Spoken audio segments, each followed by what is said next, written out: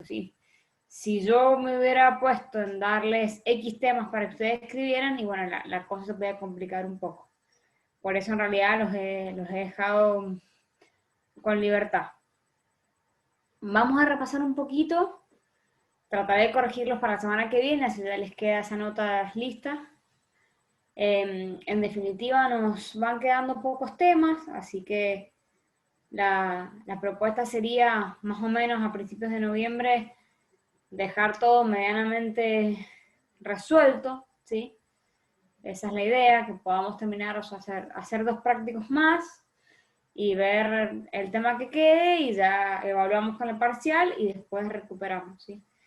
Entonces, bueno, así ya en noviembre ya se quedan tranquilos de que tienen la materia aprobada, que es justamente la idea de que sea promocional, ¿sí? Entonces, repasemos un poquito qué trabajamos la semana pasada, cómo tenía que ser la estructura de un texto argumentativo, ¿sí? Que lo vimos en una carta de lector. ¿Qué cosas tiene que tener en cuenta? El punto de partida, Muy proposición, bien, tesis, muy bien. Un punto de demostración partida, una y proposición a conclusión. tesis, una demostración y una conclusión. Muy bien. Bueno, ¿y qué podemos decir del punto de partida? ¿Con qué tiene que ver? Donde se presenta el tema, digamos, la, Muy bien, hay una la- cuestión espacio-temporal, el ¿sí? contexto.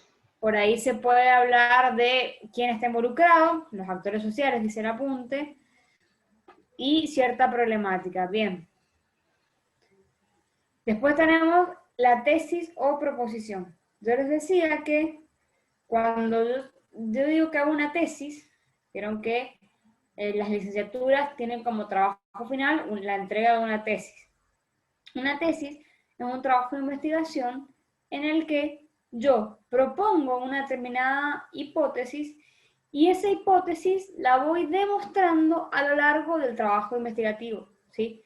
Entonces, si yo, por ejemplo, hago una tesis sobre un filósofo argentino y mi propuesta es que fue de gran envergadura porque la producción filosófica que tuvo fue muy amplia, bueno, voy a tratar de demostrar esa tesis en todo el trabajo, ¿sí? Y en la conclusión la voy a retomar. Esto es lo mismo, pero en una versión, por supuesto, reducida, porque yo no voy a hacer un trabajo, una carta de lector no es un trabajo de investigación de 100 páginas. Una carta de lector es algo breve, 2, 3 párrafos, en el que tenemos un punto de partida, tenemos una tesis, ¿sí? Yo voy a demostrar esa tesis con argumentos, que hoy vamos a hacer hincapié en esos argumentos, cuáles pueden ser, y después voy a tener una determinada conclusión, ¿sí? Donde yo lo que hago es un poco ratificar, o sea, confirmar esa proposición, ¿sí? Y usualmente las cartas de lector tienen una cierta recomendación. Es decir, no hay una despedida en el sentido, bueno, de que se corta así brusco, sino que un poco se retoma lo que se dijo al comienzo y a su vez hay una propuesta de mejora para el problema o el tema que yo planteé, ¿sí? Bien, así que desde ese punto de vista, no creo que haya habido dificultades con los trabajos, así que seguramente estén aprobados.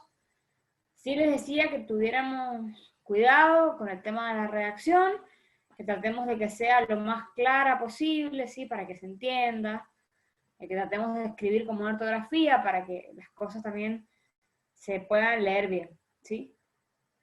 Entonces, en esta línea, lo que vamos a trabajar un poco hoy es la cuestión de las categorías procedimentales, ¿sí? Que yo les había dicho que las trataran de leer ustedes en su casa, tranquilos, para ver cuáles podían usar en la carta de lector que hicieron, ¿sí?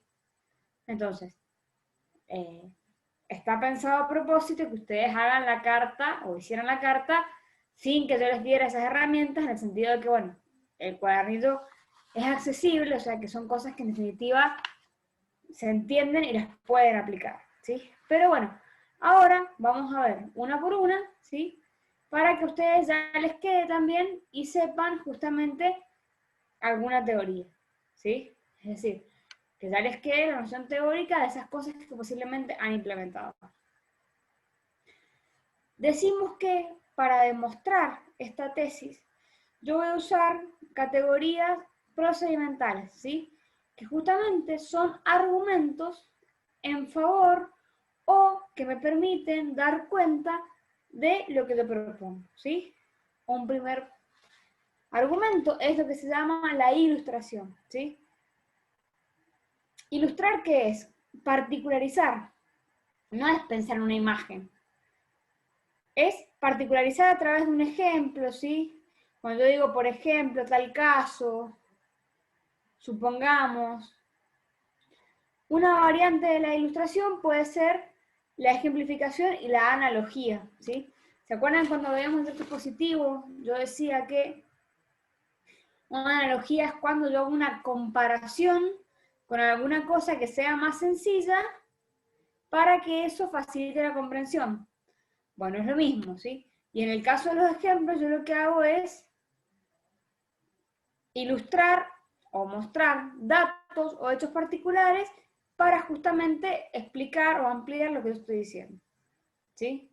Entonces, una analogía es eso, la cuestión más de relación, ¿sí? Entonces, las categorías procedimentales de ilustración, ejemplificación y analogía van muy de la mano en el sentido de que, bueno, las tres apuntan a lo mismo, ¿sí? Un poco a clarificar o ampliar lo que yo pretendo, ¿sí? Otra de las categorías es lo que se llama desmentida, ¿sí? Desmentida es cuando se presentan argumentos que rechazan y excluyen, diríamos, la validez de otros enunciados anteriores. Como si yo dijera, por ejemplo, no es verdad que, es un error que, es incorrecto decir que, ¿sí? Está justamente refutando en parte o rechazando lo que se dijo, ¿sí?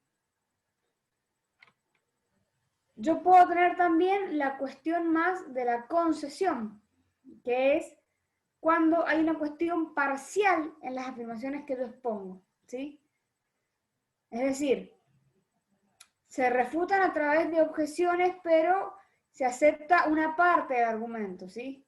Cuando yo digo, bueno, aunque, sin embargo, pero, cuando yo uso esos conectores, en definitiva, lo que estoy haciendo es refutar una parte, ¿sí? Por eso, bueno, el examen es difícil, pero yo voy a estudiar mucho. Entonces, digamos, dejo en claro que hay una cosa a la que vale y otra cosa que no, ¿sí? Yo después también puedo tener dentro de las categorías procedimentales lo que se llama la explicación, que es algo, cuando yo explico, lo que trato de hacer es clarificar algo para que se vuelva comprensible, ¿sí? Entonces, ahí tengo, por ejemplo, si yo digo, bueno, quiere decir que, en este sentido se explica que, porque, ¿sí?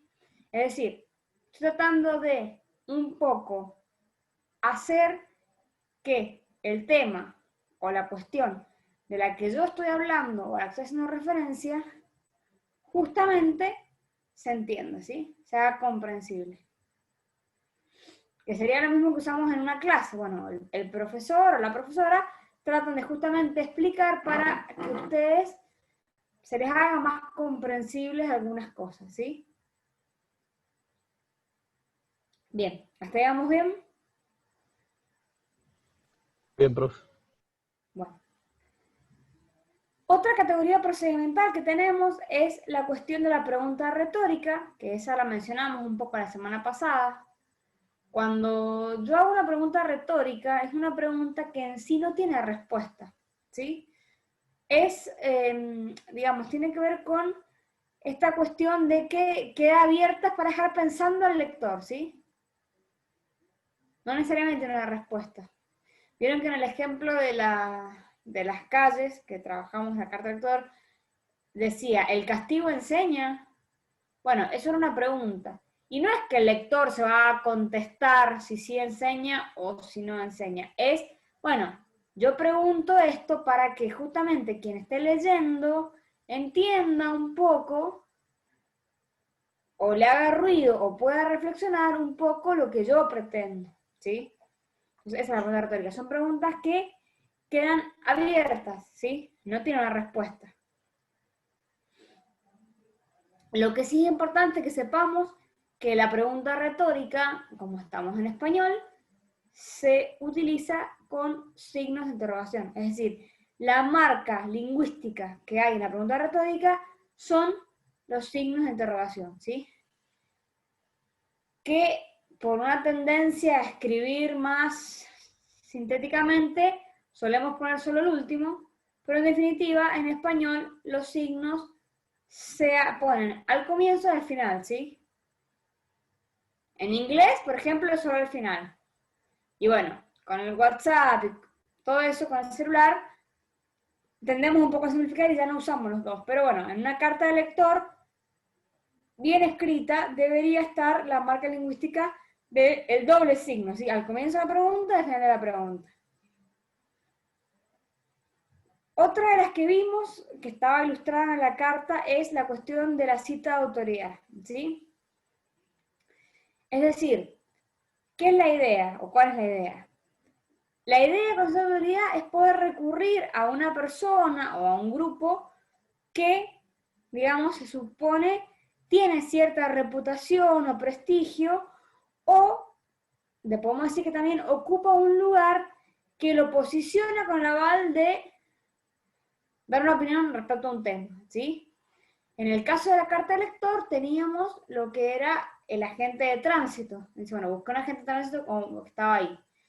¿Por qué? Porque si es un problema vial, y bueno, se supone que el agente de tránsito estrictamente me debería o podría ayudarme, ¿sí?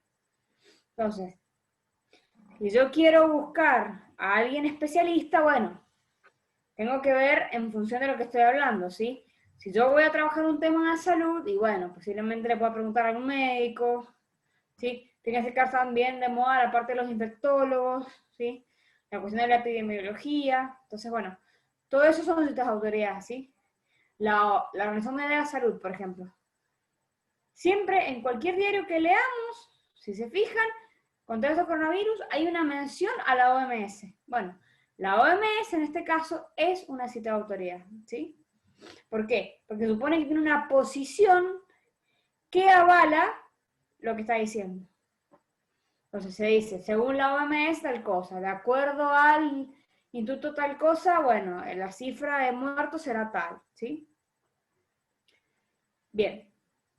Seguimos. Más categorías procedimentales que podemos usar es la ironía. La ironía es cuando hay una cuestión más exagerada y más burlesca, ¿sí? Esta persona es muy irónica, bueno. Una cuestión en un tono más burlesco, ¿sí? No necesariamente es malo, o sea, si estamos hablando de que es algo que se puede usar para argumentar, bueno, si yo la uso con una buena escritura, en definitiva, no está mal, ni estoy hiriendo necesariamente, ¿sí?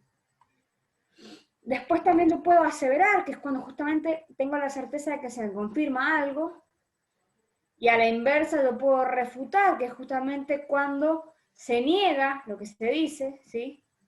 Por eso decíamos que la tesis o el punto de partida, en definitiva, se va a aceptar o se va a refutar, ¿sí? Lo mismo que un trabajo de investigación, como yo les decía, bueno, en la tesis, yo en la conclusión voy a decir, bueno, la hipótesis que yo propuse en el principio, en la introducción, efectivamente se cumple. O podría decir, bueno, la verdad que la hipótesis que yo propuse, después de todo este trabajo hecho, no se cumple, ¿sí? Bien. Después tenemos la narración, que es cuando justamente uno presenta los hechos como algo que van ocurriendo, ¿sí? Y por ahí también se presenta como un hecho vivido por el que está escribiendo. Entonces, eso hace que se haga un grado mayor de verosimilitud, ¿sí? Como que se considera más verdadero porque quien está escribiendo fue protagonista de eso, ¿sí? Vieron por ahí en los cosas policiales, cuando en las notas, cuando hacen entrevista o la víctima dijo, bueno, todo eso, cuando hay una especie de narración que tiene que ver con hechos sucesivos, hay también una credibilidad porque es una persona que en definitiva tuvo la experiencia real de lo que está diciendo, ¿sí? Después podemos hablar de lo que se llama la vacilación. ¿Qué es vacilar? Ese término les puede sonar más fácil.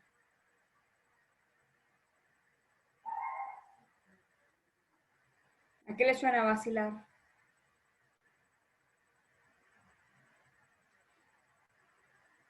Como molestar. No, no sería Bueno, molestar. entiendo como bromear, no sé. Tampoco. Delirar. No sería sinónimo. No. A ver, si digo, no sé, esta persona vaciló entre una cosa o la otra, ¿sí? Como No que sabía dudó. sobre qué decidirse. Bien, como que dudó, exactamente. Vacilar o la vacilación es cuando se presenta cierta duda que está dada por qué. Y porque yo puedo presentar, por un lado, los beneficios y conveniencias de X tema o de X hecho, y por otro, los perjuicios y las desventajas, ¿sí? Entonces yo digo así, bueno, sin lugar a dudas tal cosa, sin embargo, desde otra perspectiva, o sea, lo que voy a hacer es marcar como la doble cuestión, ¿sí? Eso es vacilar. ¿Cómo? Estar entre las dos variantes. Por un lado, aquella cosa más conveniente, más positiva, si quisiéramos, ante un determinado hecho, y por otro lado, la cuestión más negativa o más perjudicial de ese hecho, ¿sí? Bien. Otra de las categorías que tenemos es la causalidad. Cuando yo hablo de causa, ¿sí? Tengo que entender que se supone que hay una cuestión que genera determinado fenómeno, ¿sí? Yo puedo decir, bueno, corrió viento sonda, entonces me mueve la cabeza. Bueno, la causa que mueve la cabeza es que corrió viento sonda, ¿sí? Yo puedo decir, bueno, por este motivo, debido a esto, ¿sí? La causa principal, el siguiente efecto fue, entonces, ¿sí? Por eso, como resultado, es decir, estoy mostrando una relación de causa y efecto que tiene que ver con un fenómeno X y aquello que lo generó, ¿sí? ¿Hasta ahí vamos bien? Sí, profe. Sí, profe. Bueno, esto igual lo tienen en el apunte, pero quiero reiterarlo porque cuando sea el momento que rendamos el partido, la modalidad, bueno, por ahí es importante que ustedes sepan algunos, ¿sí? Quizá los que les sean menos complejos, los que entiendan mejor, pero para que haya un conocimiento un poco de la marca teórica que se usa, ¿sí? Después tenemos también la cuestión de la recomendación. Una recomendación, en el caso del texto argumentativo, que es el tema que estamos trabajando, o sea, usualmente se presenta al final, ¿sí? Entonces, tiene que ver más con un juicio donde se sugiere cierta conveniencia, ¿sí? Es preciso que, sin duda, tal cosa, seguramente si hiciéramos tal cosa, pasaría otra, ¿sí? Entonces, hay una propuesta.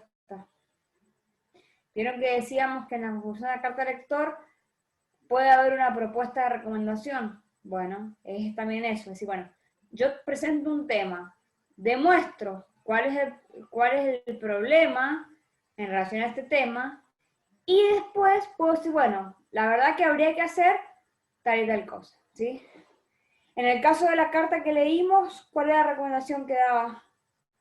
¿Se acuerdan? La pueden buscar. Era de no estacionar en las veredas.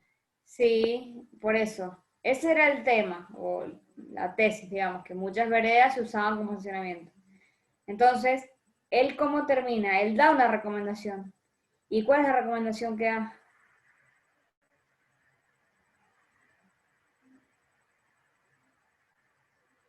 Pegando en la ventanilla un destacado de advertencia.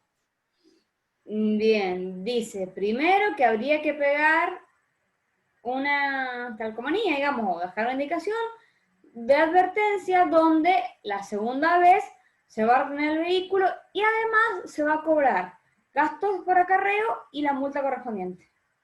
Entonces, él en definitiva está proponiendo o está recomendando algo para el problema que presenta, ¿sí? Es decir, bueno, no se queda solamente con el problema y que lo argumenta, sino que también nos va a decir, bueno, ¿qué se puede hacer al respecto? Eso es una recomendación, ¿sí? Y bueno, después tenemos, ya terminando, el problema o solución, que tiene que ver cuando justamente yo aclaro que hay una cuestión problematizada, ¿sí? Bueno, ante este problema, ante el problema de falta de agua, y la solución puede ser poner multa a quien derroche, por ejemplo. O bueno, ante el problema de la pandemia, la solución propuesta, ¿cuál es? El tema de que nos quedemos en casa, ¿sí? Fíjense, ¿qué tuvo Mendoza ayer, antes de ayer sería? Parte del domingo y el lunes. La fase 1. Bien, el gobernador decidió hacer una pequeña fase 1, ¿sí? Porque quería evitar el desborde de festejos por el Día de Estudiantes. Entonces, valló todo el parque, o sea, puso vallas, el parque estaba cerrado directamente, y dijo, bueno, cuarentena total, fase 1, ¿sí? Como se decidió en abril. Entonces, ante el problema de que los adolescentes pudieran salir sin protección, demás, sin número de documentos, etc., y con eso generar más contagios de los que ya hay, bueno, la solución que propuso el gobernador fue hacer una pequeña fase 1 para solucionar ese problema que era puntual de una fecha, ¿sí? Por supuesto que si los chicos se quisieran juntar, se van a juntar todo día, pero bueno, tenemos un problema X, entonces yo voy a proponer una solución para este problema, ¿sí? Esa es la idea. Y por último tenemos la descripción, que es justamente cuando yo lo que hago es un poco caracterizar algunas cosas a través de ¿qué? De adjetivos. Acuérdense que los adjetivos siempre acompañan al sustantivo, ¿sí? Los adjetivos responden a la pregunta ¿cómo es? Yo puedo decir, bueno, a ver, el clima hoy es soleado, ¿sí? Entonces, el adjetivo soleado se dice del clima, o bueno, el examen es difícil. El adjetivo difícil es del clima, del examen, perdón. Entonces, yo tengo adjetivos, ¿sí? Que es como es, o sea, toda cualidad, ¿sí? Se puede decir, bueno, esa pared es roja, el plumón de mi cama es suave, ¿sí? Todas las cosas que van describiendo, ¿sí? También se pueden usar verbos en infinitivo, cosa que en infinitivo es ar, ir, ser, estar, haber, porque también me va describiendo, ¿sí? Y lo que se llaman los adverbios, ¿sí? Los adverbios que pueden ser cuestiones más de lugar, si yo digo, por ejemplo, delante, detrás, ¿sí? Enfrente, o los adverbios cuando son palabras terminadas en mente, ¿sí? Bueno, fácilmente, útilmente, ¿sí? Todas esas cosas lo que hacen es un poco indicar o asociar rasgos o propiedades a ciertos elementos, ¿sí? Que por supuesto es del que estamos hablando. Y por último, lo que yo tengo, que es parecido a la analogía, porque yo les decía que analogía es una comparación con algo que me sea más fácil para poder comprender con más facilidad. Bueno, yo puedo también comparar, ¿sí? Tener una especie de comparación y un contraste, es decir, cuando se confrontan un poco semejanzas y diferencias, ¿sí? Yo, bueno, igual que o en relación con semejante a es tal cosa. Por otro lado, por el contrario, a diferencia de, en cambio, sería para la parte de contraste, ¿sí? Entonces yo puedo comparar, que sería establecer semejanzas, y también puedo contrastar, que sería establecer diferencias. ¿Sí? Bien. ¿Alguna pregunta?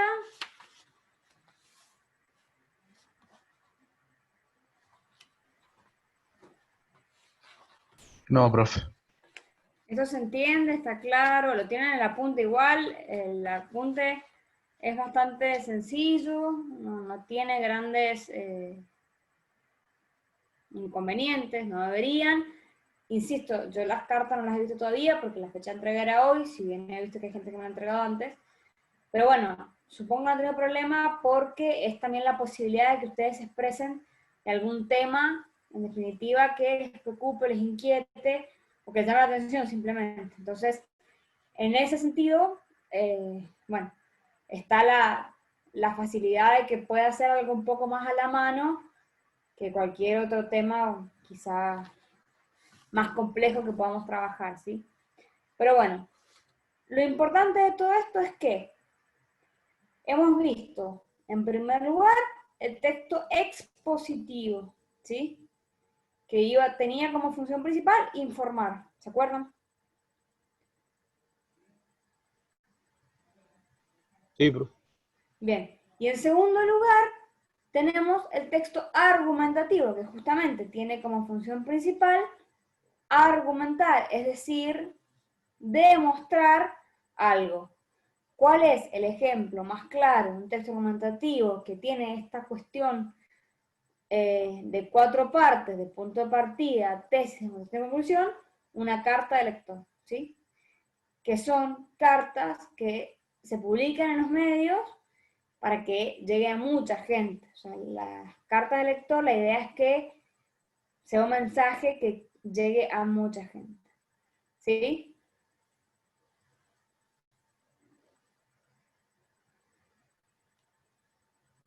Sí, profe. Bien. Entonces, vamos a dejar acá. La semana que viene seguramente hagamos un práctico también para seguir sumando notas. Recuerden que tenemos 3, con esta carta de lector sería 4. Bueno, la idea es que podamos hacer 6, ¿sí? Y ya después veríamos uno de los últimos temas para poder hacer una actividad con eso y después poder evaluar esta segunda parte que serían los tipos de texto, ¿sí? Bien, entonces dejamos acá y ya enseguida nos vamos a problemática, ¿sí? Profe, una Buenísimo, pregunta. profe. Pregunte, sí. ¿Usted después nos podría pasar la planilla con las notas para que podamos ir viendo las notas? Sí, no la tengo tan prolífica como para que la hagan todos, pero sí está. O no, o Les me mando diría como... las notas, Si o nos no, me diría las notas. escriben y se las digo las notas, sí. Genial, bueno, gracias. Insisto, todos están aprobados, no están mis planes que la materia no la promocionan, ya se los he dicho, se los reitero, porque con el recuperatorio estaban todos muy preocupados y yo les había pedido un trabajo muy simple, realmente.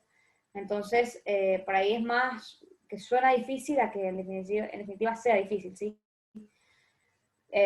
Todos van bien, todos van camino a promocionar, no hay nadie que esté fuera de eso, digamos. Así que bueno, en ese sentido se quedan tranquilos. Pero sí, después te digo bien las notas que tenés como para ir sabiendo. Lo que sí tienen que recordar es cómo vamos a sacar las notas. Vamos a sumar todos los trabajos, eso va a ser una nota. A esa nota le vamos a sumar la nota del parcial 1, a esa nota le vamos a sumar la nota del parcial 2 y vamos a dividir por 3. ¿Sí? Entonces, van todos los prácticos por un lado, el parcial 1 por un lado y el parcial 2 por otro lado. Y eso lo dividimos por 3. ¿Sí? Pero sí, después les escribo o recuérdenme y yo se las mando, no hay problema. Perfecto. Bien. ¿Alguna pregunta más? La nota del recuperatorio, no sé si la ha podido ver. Sí, los he visto rápidamente, no he calificado todavía los trabajos, pero bueno, En el transcurso del fin de semana o en la semana ya espero poder mandárselas. Bueno, profe, gracias. De nada, bueno, nos vemos enseguida entonces.